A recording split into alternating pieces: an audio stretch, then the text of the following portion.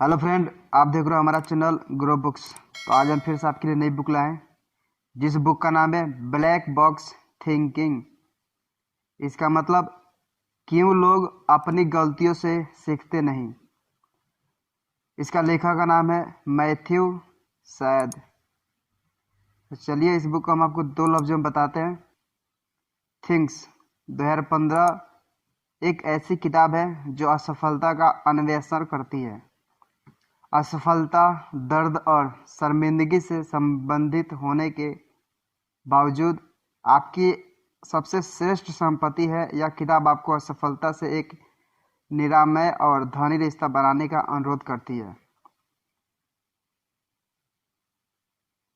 उपयोगी टिप्पणियों से भरी हुई यह किताब पढ़ने वालों को सफलता के मार्ग पर चलने की प्रेरणा देती है। यह किताब किसके लिए है? मनोविज्ञान के छात्र, मनोविज्ञान के उत्साही, अपनी गलतियों से परेशान होकर उनका निवारण चाहने वाले लोग, वह लोग जो अपनी किस्मत पलटना चाहते हैं। अध्याय नंबर 1, यह किताब आपको क्यों पढ़नी चाहिए। चाहे आप किसी परीक्षा में अनुत्तीर्ण रहे या किसी व्यक्ति को लुभाने में विफल रहे या फिर अपने दोस्तों के लिए एक आकर्षक भोजन तैयार करने में असफल रहे, असफलता असफलता है। किसी भी प्रकार से असफल होना उतना ही दुखदायी और कष्टप्रद है। परंतु विफलताओं से सिर्फ दुख, कष्ट और परेशानियां ही नहीं मिलती। विफलता कामयाबी का पहला पड़ाव है। यह किताब आपको विफलता अपने हित में इस्तेमाल करना सिखाती है। असफलता वास्तव में प्रगति और विकास की कुंजी है। इसे पढ़कर आप सीखेंगे निर्दोष लोगों पर मुकदमा चलना एक आम घटना क्यों है, एटीएम का आविष्कार कैसे विफल से फेल हो गया, आप अपनी गलतियों से सीखने में कितने माहिर हैं। अध्याय नंबर 2, लोग असफलता से डरते हैं क्योंकि वह उनके आत्मसम्मान को ठेस पहुंचाती है। बच्चों में यह स्वाभाविक है। बच्चों को अपनी गलतियां स्वीकार करने में मुश्किल होती है। वह अपने किए से तुरंत इनकार कर देते हैं, फिर चाहे उनके हाथ में पकड़ा मार्कर और उंगली पर लगी स्याही उनकी हरकतें साबित कर रही हो। मगर क्या बड़े इनसे अलग होते हैं? आमतौर पर लोग अपनी गलतियां को स्वीकार करने से मुकर जाते हैं। वास्तव में हमें गलतियां करने से अधिक कष्ट हमारी गलतियां को स्वीकारने में होता है। आपराधिक न्याय प्रणाली पर एक नज़र इसे स्पष्ट करती है। 1984 में डीएनए टेस्टिंग के आविष्कार के बाद अभियोजक बिना संदेह अपराध साबित करते थे। इस आविष्कार के बाद ऐसा लगने लगा कि यह तकनीक निर्दोष लोगों को उनकी निर्दोषता साबित करने में भी मदद करेगी, लेकिन यह हुआ नहीं। ज़्यादातर मामलों में कानूनी अफसरों ने अपनी गलती मानने से इनकार कर दिया। मानसिक बीमारी के शिकार 19 वर्ष के जुआन रिवेरा के मामले को ही देख लो। 1992 में जुआन को एक 11 वर्ष की लड़की के बलात्कार और खून के आरोप में उम्र कैद की सजा सुनाई गई थी।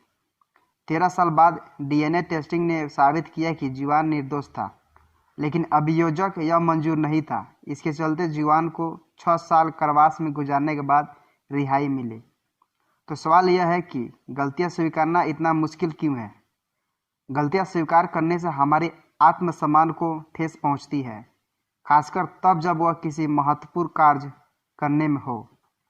रिवेरा मामले में जो अभियोजक थे, जरूरी नहीं कि वह बुरे लोग थे। वह बस अपनी गलतियों पर पर्दा डालने की कोशिश कर रहे थे। शायद गलती मानने का सबसे मुश्किल हिस्सा है प्रथम यह स्वीकार करने के हमसे गलती हुई है। यह अधिक कठिन तब होता है जबकि की गई गलती बहुत ही बड़ी हो, जैसे किसी निर्दोष व्यक्ति को 13 साल के लिए कारावास की सजा सुनाना। ऐसी भयानक गलती को स्वीकारना आत्मसम्मान को ठेस पहुंचाने के साथ साथ गलती करने वाले व्यक्ति का जीना कष्टदायक कर देती है। इसलिए संभावना है कि अभियोजक पक्ष वाकई में रिवेरा को दोषी मानते थे और यह भी मानते थे कि उस नकारात्मक डीएनए टेस्ट का कोई तो स्पष्टीकरण जरूर होगा जो रिवेरा का अपराध खारिज नहीं करता। अध्याय नंबर 3, असफलता निश्चित रूप से दर्द देती है, मगर यह सुधार के लिए आवश्यक है। जैसे कि हमने पहले सबक में देखा और स्वयं अपनी जिंदगी के अनुभव से सीखा, गलतियों को स्वीकार करना काफी मुश्किल है, परंतु गलतियां अस्वीकार करने के विपरीत परिणाम है।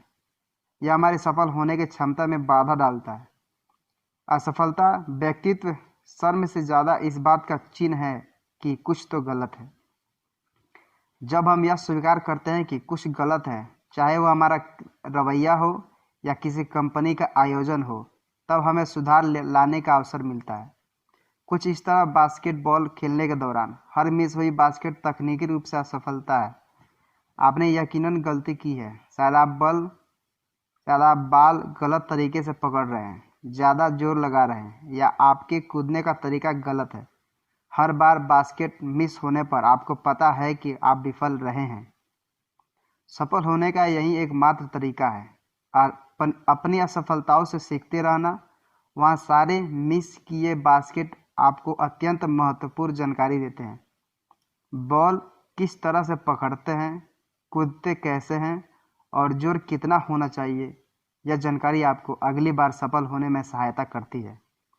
कुदरत भी कुछ इस तरह की चलती प्रजातियां सैकड़ों वर्षों के दौरान विकसित होती है। हर गुजरती पीढ़ी आने वाली पीढ़ियों का अस्तित्व आसान बनाती है, मानो जैसे हर पीढ़ी अपने अस्तित्व को मिटाने वाली हर वह चीज को रिकॉर्ड कर आने वाली पीढ़ियों को खतरे के लिए बेहतर तैयार करती है। यूनिलीवर बायोलॉजिस्ट के एक दल ने यही तरकीब एक नोजल को डिजाइन करते हुए अपनाई। यह एक ऐसा नोजल बनाना चाहते थे जिसमें कभी कुछ अटके ना। उन्होंने करीब 449 डिजाइन बनाए, जिसमें कि उन्होंने हर श्रृंखला से सर्वश्रेष्ठ डिजाइन चुनी, जब तक अंत में एक प्रभावी नोजल विकसित नहीं हुआ। अध्याय नंबर 4। अगर अपनी गलतियां स्वीकार नहीं करेंगे तो आप कभी प्रगति नहीं करेंगे। कल्पना कीजिए एक ऐसी दुनिया है जहां कोई अपनी गलती को स्वीकार नहीं कर रहा, ना उनसे कुछ सीख रहा है। ऐसी दुनिया में लोग अपनी गलतियां दोहराते ही रहते हैं और उनके परिणाम भी अत्यंत गंभीर होते हैं। किसी सफलता या विफलता अक्सर अस्पष्ट होती है। मरीज या तो जीता है या फिर मर जाता है। इस प्रकार हवाई जहाज या तो भूमि पर उतरता है या दुर्घटना का शिकार हो जाता है। अगर कुछ स्पष्ट नहीं होता है तो वह यह है कि असफलता किसी गलती के कारण है या नहीं। कभी कभी यह भी स्पष्ट नहीं होता है कि किए गए बर्ताव में बदलाव परिणाम में बदलाव ला सकता है या नहीं। क्या मरीज का उपचार अलग तरह से करते हो तो वह बच जाता है? क्या हवाई जहाज कहीं और उतरता है तो दुर्घटना टल जाती है? ठीक ऐसे ही अस्पष्टता गलतियों की जिम्मेदारी लेना आसान बना देती है। लेकिन अगर आप गलतियां स्वीकार नहीं करेंगे तो अगली बार इसे बेहतर करना कैसे सीखेंगे? मेडिकल पेशे में गलतियां इतनी अस्वीकार्य है कि शायद ही कभी कोई डॉक्टर या नर्स उन्हें स्वीकार करते हो। इसके चलते गलतियां दोहराई जाती है और आखिरकार किसी मरीज की जान दांव पर लग जाती है। अध्ययनों के अनुसार यूएस में हर साल 40,000 लोग मेडिकल गलतियां के कारण अपनी जान गंवा बैठते हैं। कुछ क्षेत्र में तो असफल होना नामुमकिन माना जाता है। इस कारण इस क्षेत्र में कोई वास्तविक प्रगति नहीं होती। उदाहरण अर्थ ज्योतिष शास्त्र जैसे विज्ञान की सदियों से कोई प्रगति नहीं हुई है। ज्योतिष भविष्यवाणियों को रेखांकित करने वाली धारणाएं इतनी स्पष्ट है कि उन्हें झुठलाया नहीं जा सकता।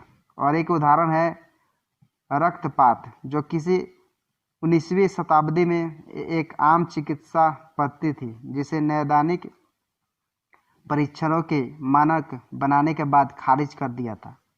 डॉक्टर बीमारियों को ठीक करने या रोकने की कोशिश में मरीजों से खून निकालते, जबकि यह उन मरीजों को सिर्फ ज़्यादा दुर्लभ बनाता, वह भी उस समय जब उन्हें ताकत की सबसे ज़्यादा ज़रूरत थी। फिर भी डॉक्टरों ने इस पद्धति का उपयोग 1700 सालों तक किया। उन्हें यह पता ही नहीं था कि असल में वो अपने मरीजों को मार रहे थे, और यह इसलिए था क्योंकि उन्होंने कभी इस चिकित्सक पद्धति का अभ्यास करने की कोशिश नहीं की। तो अब तक हमने गलतियां स्वीकार न करने के नकारात्मक पहलू को देखा। इसके आगे हम यह सीखेंगे कि कैसे अपनी असफलता का सदुपयोग किया जा सकता है। अध्याय नंबर 5। सीखने और आगे बढ़ने के लिए आपको अपने सिद्धांतों को असफलता के अधीन करना होगा।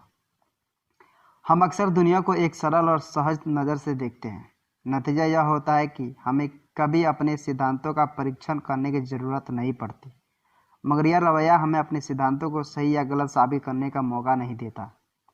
यह दुनिया बहुत बड़ी और डरावनी चीज़ है, तो जाहिर सी बात है कि हम कोई आसान स्पष्टीकरण ढूंढते हैं। हम फिर एक बार रक्तपात की पद्धति पर गौर करते हैं। 19वीं शताब्दी के डॉक्टरों को लगता था कि जिन मरीजों की मौत हुई थी वह तो बस उनके किस्मत में लिखी थी। उनका यह मानना था कि ऐसे मरीजों की दशा इतनी खराब थी कि रक्तपात भी उन्हें बचा नहीं पाता। भले ही यह मानना कठिन है कि यह दुनिया सरल नहीं है। मुश्किल घड़ियों कई कारणों का नतीजा होता है। चीज़ों को आसान बनाना आपको अपने सिद्धांतों का परीक्षण करने से रोक रहा है। मध्यकालीन डॉक्टरों ने कभी रक्तपात पद्धति के वैधता का परीक्षण नहीं किया, क्योंकि ऐसा करने का उनके पास कोई कारण नहीं था। वो हमेशा से जानते कि मरीज के मौत का कारण क्या था, या ऐसा उन्हें लगता था। अपने विचारों को असफल होने का मौका दे खुद ब खुद नए विचारों के साथ ही प्रगति के लिए भी जगह बना देती है, चाहे कोई विचार कितना ही उचित क्यों न लगे। हम कभी उसकी वैधता निश्चित रूप से जान नहीं पाएंगे अगर हम उस पर विचार का परीक्षण नहीं करेंगे। अपने विचारों का परीक्षण करने का एक तरीका है बेहतरीन नियंत्रण परीक्षण। इसमें किसी चीज़ को एक नियंत्रण दल के विरुद्ध रखकर परीक्षण किया जाता है। इसे असफलता का कारण स्पष्ट करने में सहायता होती है।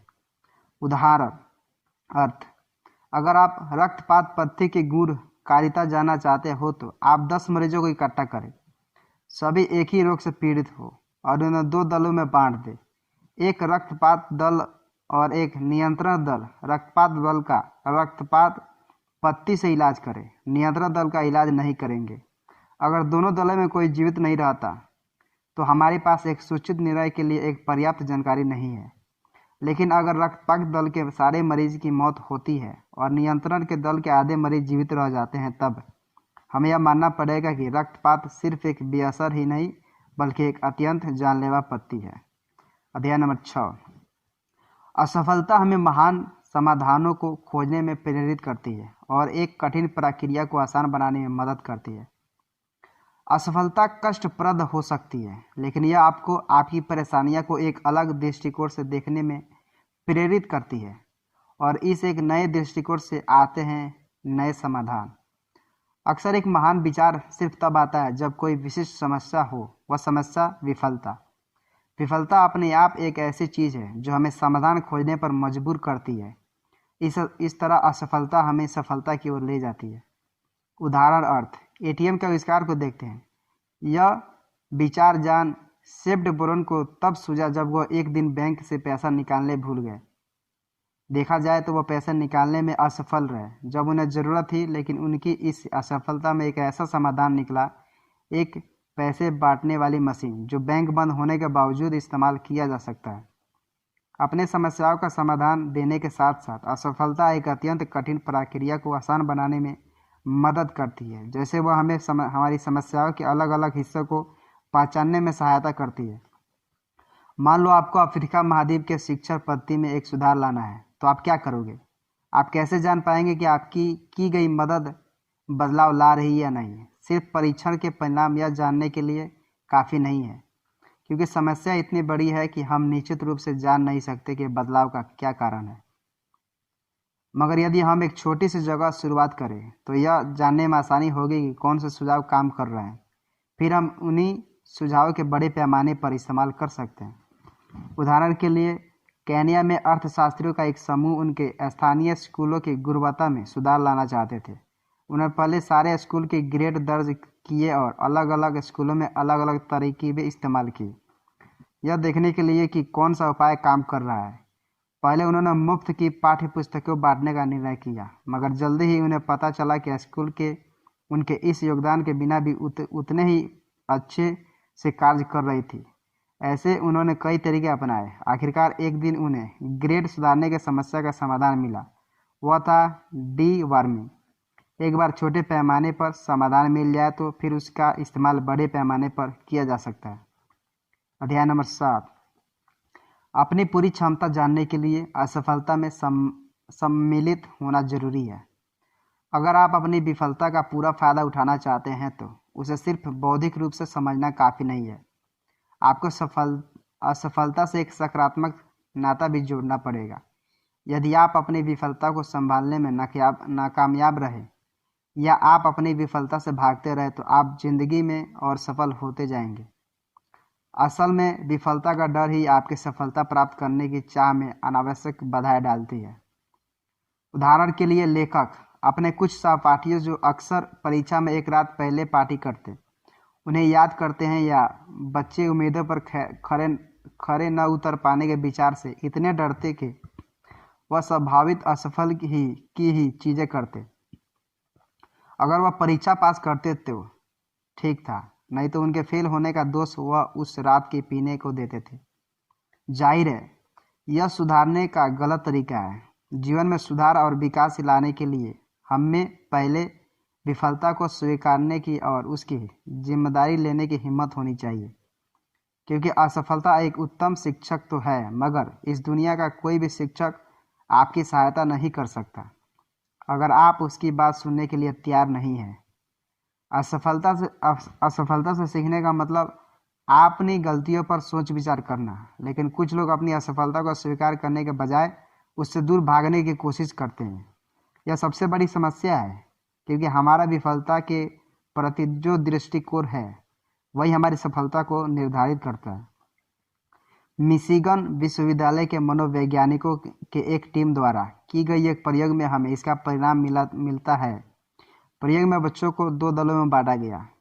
एक दल उन बच्चों का था जो अपने आप को पैदाइशी बुद्धिमान समझते, और दूसरी ओर वह बच्चे थे जो मानते थे कि मेहनत और लगन से वह बुद्धिमान बन सकते हैं।